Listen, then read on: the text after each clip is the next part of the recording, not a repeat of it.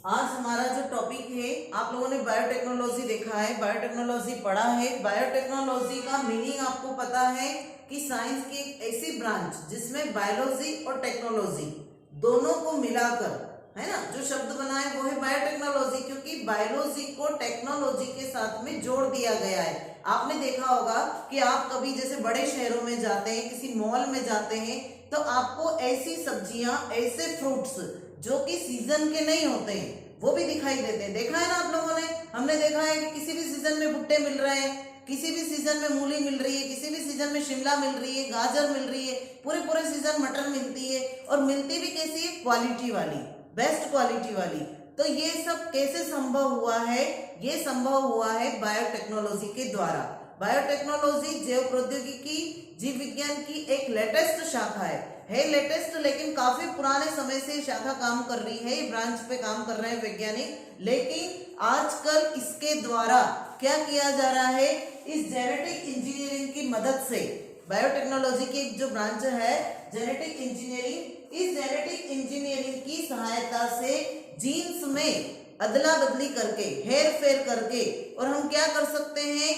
नई नई प्रकार की नई प्रजातियां, नई फसलें, नए बीज, नए जीव जंतु, इनकी उत्पत्ति कर सकते हैं। कुल मिलाकर किसी भी जीव से नए जीव की उत्पत्ति करना, या बेहतर फसलों की उत्पत्ति करना, बेहतर जंतुओं की उत्पत्ति करना, अच्छी फसल जो कि हमारे लिए क्या हो? लाभदायक हो, ज्यादा से ज्यादा लाभदायक हो, उन सब के लिए बायोटेक्नोलॉजी जो है बहुत ही लाभदायक सिद्ध हो रही है और बहुत ही अच्छी ब्रांच है। इसे बहुत सारे स्कोप है, और इसी के अंतर्गत हम आज देखेंगे जेनेटिक इंजीनियरिंग, क्योंकि जेनेटिक इंजीनियरिंग के माध्यम से ही ये सारी प्रोसेस संभव होती है।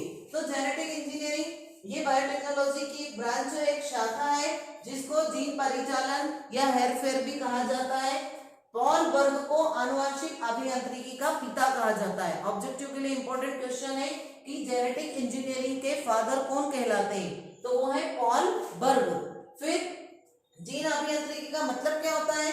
जीनों के हेरफेर द्वारा किसी भी जीव की आनुवंशिकता में उपयोगी परिवर्तन करना। किसी भी जीव के डीएनए में हमारी इच्छा अनुसार हम यदि परिवर्तन करते हैं तो वो कौन सी ब्रांच के द्वारा किया जाएगा? किस शाखा के द्वारा करते हैं? किस टेक्नोलॉजी के द्वारा करते हैं? जैसे आपने इंजीनियर को देखा है, वो क्या करता है? नई नई तरह की डिजाइनें बनाता है। लोहे का एक टुकड़ा है तो उससे कोई उपकरण बना के दे देगा, आपको देगा ना। और नई नई बिल्डिंग बनाना, नए नए कंस्ट्रक्शन करना, नए नए डिजाइन बनाना, ढांचे बनाना, नक्शे बनाना, वो सब कौन करता है? इंजीनियर करता है। तो वो वहां पर करता है। और यहाँ पे जेनेटिक इंजीनियर में क्या करना है? जीन्स में चेंज करके, डीएनए में फेर बदल करके, और हम जीन उसमें क्या कर सकते हैं? जीव में रूपांतरण कर सकते हैं। तो इसको कहा जाता है जेनेटिक इंजीनियरिंग, जिसके द्वारा जीनों के हेरफेर द्वारा किसी भी जीव की आनुवंशिकता में, उसके जेनेटिक मटेरियल में उपयोगी परिवर्तन किया जाता है। जेनेटिक इंजीनियरिंग में किसी भी कोशिका के आनुवंशिक संगठन में किसी विजातीय डीएनए मतलब एलाइन डीएनए, फॉरेन डीएनए, एक डीएनए होता है इसमें वेक्टर डीएनए, और एक डीएनए इसमें होता है वांछित डीएनए, डिजायर्ड डीएनए, और एक होता है वेक्टर डीएनए, वाहक डीएनए। जेनेटिक इंजीनियरिंग में किसी भी कोशिका के आनुवंशिक संगठन में किसी विजातीय DNA, foreign DNA, target DNA या वांछित डीएनए, जो डीएनए का टुकड़ा हमने लिया है, का प्रायोगिक विधियों द्वारा प्रवेश करके उसका कृत्रिम रूपांतरण किया जाता है। दो ऑब्जेक्ट लेना पड़ते हैं हमको इसमें। एक तो ऐसा जिसको डीएनए का टुकड़ा या डीएनए का ऐसा जो छोटा सा भाग है जिसको हमको किसी में प्रवेश करवाना है, और उसको प्रवेश करवाने के लिए जो हम लेंगे वाहक के रूप में, वो होता है प्लाज्मिड। क्या होता है? Plasmid, vector DNA. प्लाज्मिड का काम वाहक होता है, वाहक के रूप में कार्य करता है। आपको मैंने बताया कि वाहक क्या करता है? किसी भी वस्तु को एक स्थान से दूसरे स्थान पर ले जाने का कार्य करता है। तो प्लाज्मिड भी एज ए कैरियर डीएनए को ले जाकर कॉम्बिनेंट करके और दूसरी कोशिका में पहुंचाने का काम करेगा, और वहां बहुत सारी उसकी कॉपीज बन जाएगी। तो इसमें देखिए आप कि जेनेटिक इंजीनियरिंग में किसी भी कोशिका के आनुवंशिक संगठन में किसी विजातीय DNA, foreign DNA, target DNA, वांछित डीएनए का प्रायोगिक विधियों के द्वारा, अब हम देखेंगे कौन सी विधियां हैं। डीएनए रिकॉम्बिनेशन टेक्नोलॉजी का यूज करते हैं, और उसके द्वारा प्रवेश करके उसका कृत्रिम रूपांतरण किया जाता है। जेनेटिक इंजीनियर की सबसे आधुनिक विधि है पुनर्संयोजी डीएनए तकनीक, रिकॉम्बिनेंट डीएनए टेक्नोलॉजी। दो डीएनए के दो, मतलब एक तो मेन डीएनए जिसमें हम जो वेक्टर की तरह कार्य कर रहा है ना, और उसमें यदि हम डीएनए के किसी पार्ट को जोड़ रहे हैं और जोड़ के और नया डीएनए बना रहे हैं, तो उस डीएनए को कहते हैं रिकॉम्बिनेंट डीएनए। रिकॉम्बिनेंट डीएनए मतलब पुनः वापस से जुड़ के नया बनाए। ये नई ब्रांच है इसकी जेनेटिक इंजीनियरिंग की सबसे आधुनिक विधि। इस तकनीक में जीन के साथ हेरफेर करके, जीन के साथ क्या करते हैं, हेरफेर करेंगे, अदला बदली, एक्सचेंज, और किन्हीं दो स्रोतों से लिए गए डीएनए को, किन्हीं दो स्रोतों से लिए गए डीएनए को जोड़कर संरचना में परिवर्तन किया जाता है।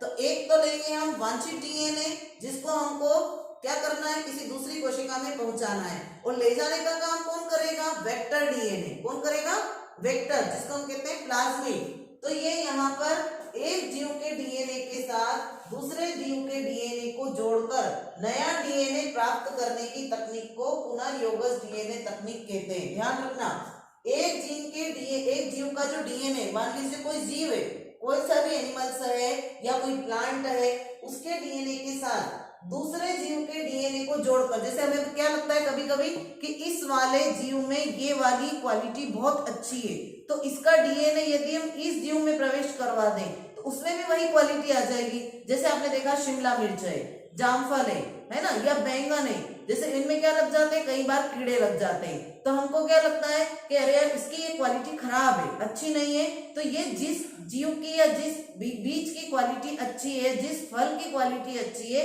उसके जीन्स हमको इसमें प्रवेश करवा देंगे तो हम बेहतर फसल प्राप्त कर सकेंगे, बेहतर प्रोडक्ट प्राप्त कर सकेंगे। तो उसके लिए हमको अच्छी क्वालिटी वाली फसल जो है या उत्पादन जो है, चाहे वो कुछ भी हो, जीव जंतु हो, चाहे वो फल हो, चाहे वो सब्जी हो, उसका जीन निकालकर क्या करना है, जो फसल खराब है उसके अंदर यदि हम प्रवेश करवा देंगे तो वो जो खराब फसल थी वो भी क्या करेगी, बेहतर बन जाएगी और अच्छा उत्पादन देने लगेगी।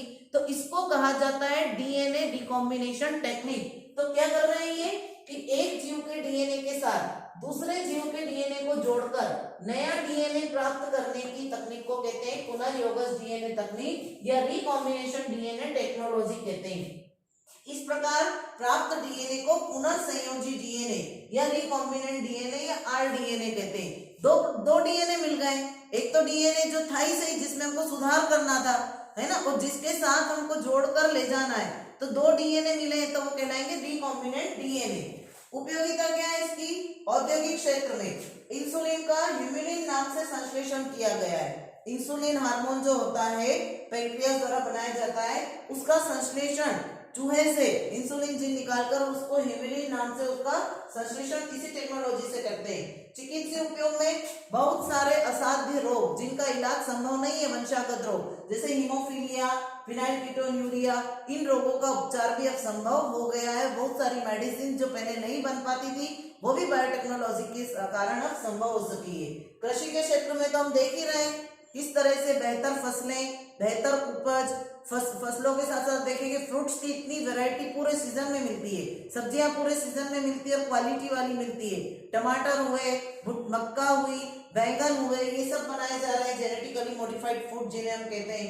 जीन संरचना अभिव्यक्ति में परिवर्तन, और जीन की संरचना में तो परिवर्तन करके हम नए जीव बनाते हैं। जैसे कि आपने सुना होगा प्रथम जो है डॉली भेड़, प्रथम क्लोन जो है बनाया गया था डॉली भेड़ का, है ना, और वो एक बेहतर क्वालिटी थी और उसको जो है क्लोनिंग के द्वारा बनाया गया था। तो इसमें मुख्य रूप से कौन से डीएनए लगते हैं, एक तो वांछित डीएनए, डिजायर्ड डीएनए जो हमारा डीएनए हमको चाहिए, और एक वेक्टर डीएनए जो वहां का कार्य करेगा, और इन दोनों के जुड़ने से एक नए डीएनए का, रिकॉम्बिनेंट डीएनए का निर्माण होगा। तो ये है जेनेटिक इंजीनियरिंग। ठीक है, ओके।